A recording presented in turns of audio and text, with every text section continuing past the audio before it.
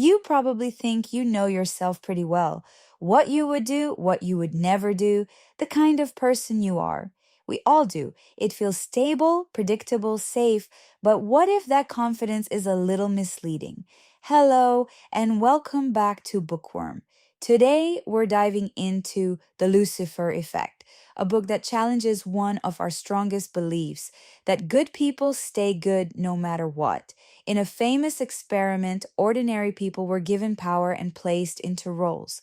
Slowly, their behavior began to change. Not because they were bad, but because the situation shifted around them. Pressure, authority, and environment started shaping actions in unexpected ways. So here's the uncomfortable question. If the situation changed enough, would you stay the same? Stay with me as we dive deeper, and don't forget to like and subscribe.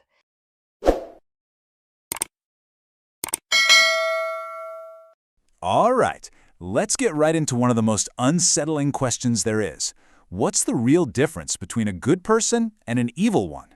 And, maybe more importantly, how easy is it to cross that line? We're going to explore something called the Lucifer Effect, a concept from psychologist Zimbardo that really makes you question everything you think you know about yourself and what you're capable of. Take a look at this. It's a fantastic illusion by the artist M.C. Escher, and it's just the perfect way to start this conversation. At first, you probably see the white angels, right? But if you shift your focus, suddenly the black devils appear, filling the exact same space. The thing is, this isn't just a clever drawing. It's a really deep psychological truth. The line between good and evil, it's not some solid brick wall. It's more like a curtain. It's permeable, it's hazy, and as we're about to see, it's shockingly easy to slip right through it. So let's just make this personal for a second. Are you capable of doing something evil? I mean, really, truly evil? Now, I bet your gut reaction is to say, no way, absolutely not.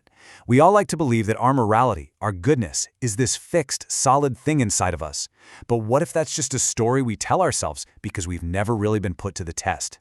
And that brings us to this big idea, the Lucifer Effect. It's named, of course, after Lucifer, who was supposedly God's favorite angel, the light bearer, before he fell and became the devil. The effect describes that exact process, that transformation, where good, normal, everyday people can be led or pushed or just kind of stumble into doing things that are totally against their own nature. This isn't about bad seeds, it's about how good people, people like you and me, can be made to do terrible things. Now, to really understand how this happens, we have to look at the most famous and probably the most controversial study ever done on this. We're going to go to Stanford University back to the summer of 1971 and head down into a basement that they turned into a laboratory for evil. So picture this. It's the basement of Stanford's psychology building. Philip Zimbardo and his team wanted to figure out the psychology of being in prison, so they literally built a fake prison. They turned some old offices into cells, and they paid college students to participate in a 2-week study. The goal was pretty straightforward. Just see what happens when you put good people in an evil place. Now, this is the most important part. The students who signed up were all screened. They were all totally normal, healthy, smart, middle-class guys. There was absolutely no difference, psychologically speaking, between the guys who became guards and the guys who became prisoners. The roles? They were assigned completely randomly, by a flip of a coin. So at the start of all this, a guard and a prisoner were basically interchangeable. Okay, so then the researchers started to build the situation. The guards got these military-style uniforms, and this is key, reflective sunglasses. The sunglasses made eye contact impossible. It created a mask, a sense of anonymity. The prisoners, on the other hand, were systematically stripped of their identity. Their clothes were gone, replaced with these weird smocks with no underwear. And they weren't called by their names anymore, just by a number. The whole system was designed to take away their individuality and create this huge power gap, all while having a rule of no physical violence. And the change happened scarily fast. Day 1 was, a little awkward. Everyone's just kind of role-playing. But by day 2, things got real. The prisoners rebelled, and the guards, with no instructions from the researchers, just cracked down hard. They started using psychological tactics, spraying them with fire extinguishers, taking away their mattresses, forcing them to do push-ups for punishment. By day 4, the prisoners were just broken.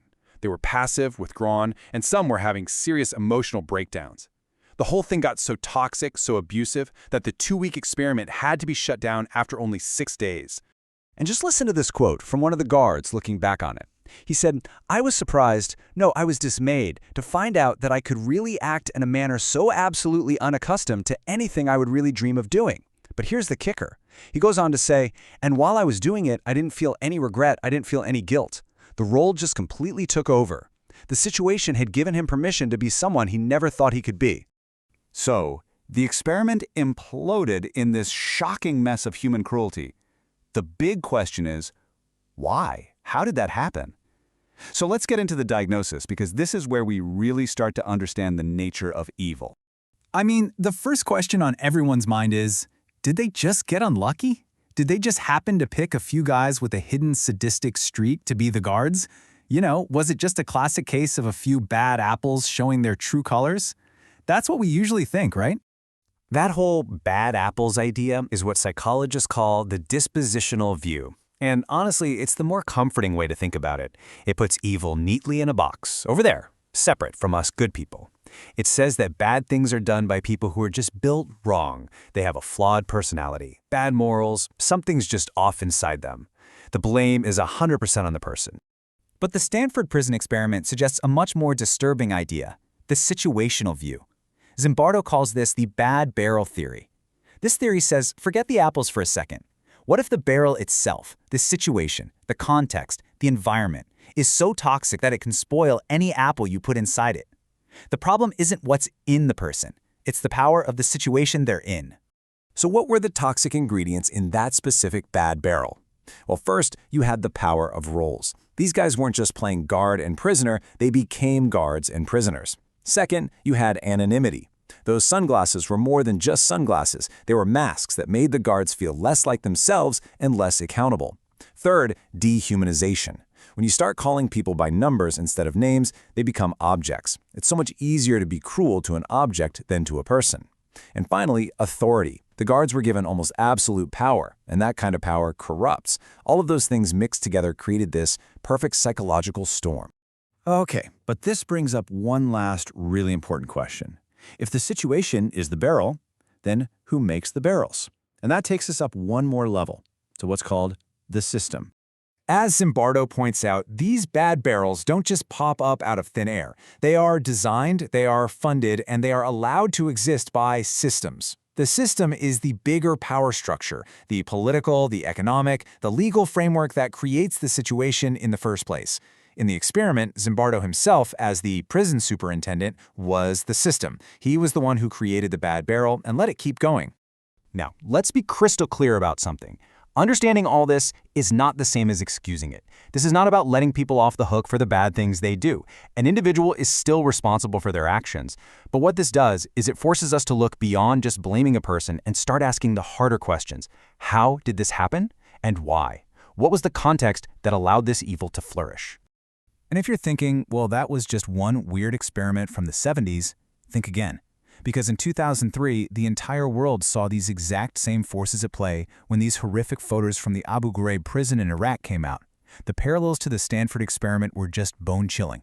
What happened in a university basement wasn't a simulation anymore. It was a real-world tragedy.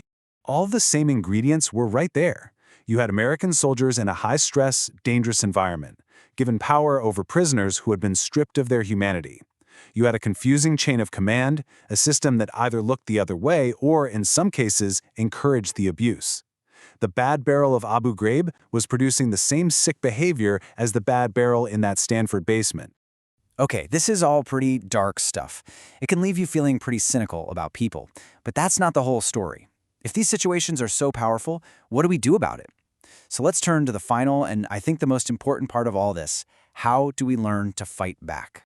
Because that's the natural question, isn't it? If the situation can just flip a switch and turn us into monsters, are we all just puppets? Are we just helpless, waiting for the wrong situation to come along? And the answer, thankfully, is no, we're not. The best weapon we have is awareness. We can actually learn to spot the red flags of a bad barrel. It starts with being mindful of those little social pressures pushing you to act a certain way. It means taking personal responsibility and refusing to say everyone else was doing it. It means holding on to your own identity when a group tries to make you anonymous. And maybe the biggest one of all, you have to be willing to question authority, especially when it's telling you to do something that feels wrong in your gut. And this brings us to this really beautiful, hopeful idea that Zimbardo talks about. If evil can be banal, meaning it can be done by totally ordinary people who are just going along with things, then heroism can be banal too. You see, heroes aren't just people in capes. A hero is often just an ordinary person who, in that one critical moment, finds the courage to say no, to speak up, to help someone else. A hero is the person who resists the power of the situation. So we end up right back where we started, looking at that line between the angels and the devils. But now we know that line runs right through the middle of every single one of us.